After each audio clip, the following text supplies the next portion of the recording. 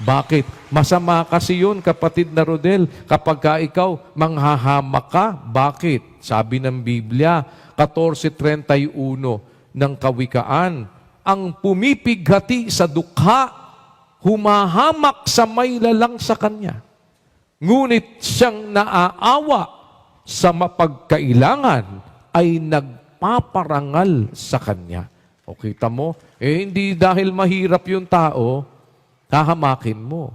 Bakit? Kapag ka ang dukha, pinighati mo, ang hinahamak mo, kapatid na Rodel, yung may lalang sa kanya.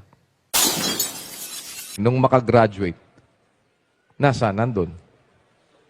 Natitinda ang encyclopedia. Ay, diyan ko ay na-apply yung aking pagiging broadcaster. Naging announcer pala sa perya. Oh. O kaya ando ka, sa letrang B! Kinuwenta mo ba abuloy mo mula nung ikaw ay naging kapatid? Kailan ka naging kapatid? Sabihin mo na kung ilang taong ka nang naging kapatid. Sa lahat ng nakalipas na taon na ikaw ay naging kapatid, na nag-aabuloy ka, baka nga hindi eh. Sinong nakakaalam? Kasi ang abuloyan naman sa atin, wala naman nakakakita pag inuhulog mo. Pero budhi mo na yon.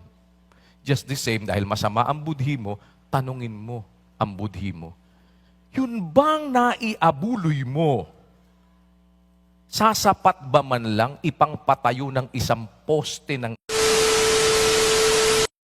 Hirap na ako. May sakit ako. Yan nga. Habang may sakit ka, bakit? Huwag ka mag-alala, mamamatay ka rin.